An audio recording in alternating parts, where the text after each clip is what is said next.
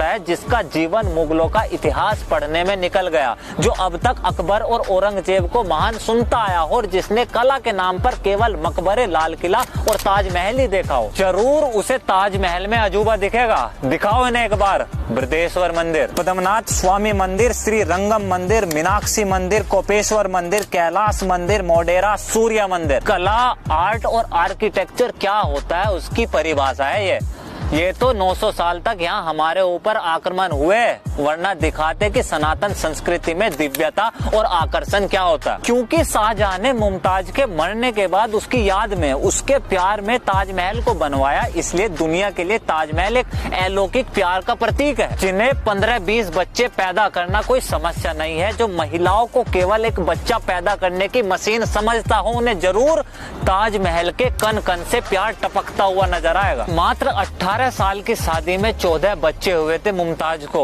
लगभग एक बच्चा हर साल। मात्र 38 साल की थी वो जब अपने 14वें बच्चे को जन्म देते समय मुमताज की मौत हो गई। और इन्हें बेइंतहा प्यार दिखता है इसमें। ये मुगलाई ख्वाबों से बाहर आओ और जाकर आओ एक बार केदारनाथ, काशी, अयोध्या, मदुराई, रामेश्वरम, वृंदावन। कोई एक बिल्डिंग नहीं बल्कि पूरा का पूरा नगर मधु, रश्मिता और प्रेम की निशानी उसकी परिभाषा और प्रतीक है।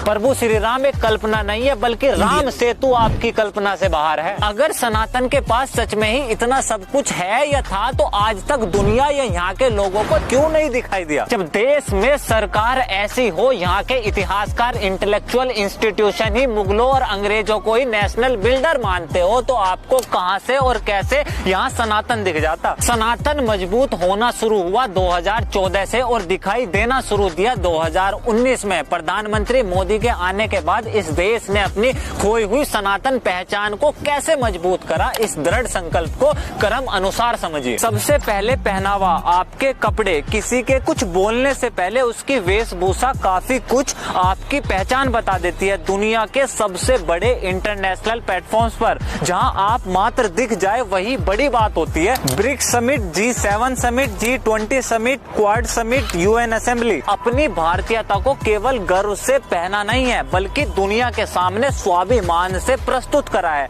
और ये कोई एक दो बड़ी इवेंट में केवल दिखाने के लिए नहीं करा। नरेंद्र मोदी 2014 से लेकर 2022 तक 66 विदेशी दौरे करे, जिनमें 7 बार अमेरिका, 6 बार फ्रांस, जर्मनी, जापान, 5 बार चाइना और रशिया। हर बार विदेश में जाकर अपनी संस्कृति, अपने पहनावे को प्राथमिकता दी है, जिससे दुनिया हमारी इंडिविजुअलिटी को पहचान सके। दूसरा, भाषा। आप क्या उम्मीद करते हैं कि जब दुनिया आपकी बातें सुने या आप दुनिया को अपनी बातें सुनाना चाहे तो आप किस भाषा का प्रयोग करेंगे। अगर आज भारत में किसी को अच्छी इंग्लिश ना आए तो उसे एक छोटी से छोटी कॉर्पोरेट जॉब के लिए योग्य नहीं समझते। यहाँ भारत का प्रधानमंत्री इंग्लिश आने के बावजूद, अच्छी इंग्लिश आने के बावजूद बड़े से बड़े अंतर्राष्ट्रीय मंच पर अंग्रेजों के बीच अपनी भाषा हिंदी या दूसरी भारतीय भाषा में गर्व से बोलता है और दुनिया सुनती है। इसे कहते हैं अपनी भारतीय पहचान को मजबूत करना। तीसरा, आस्था। जब देश का प्रधानमंत्री विदेश दौरे पर हो और अपने इतने बिजी स्केड्यूल के बाद भी आप स्पेशली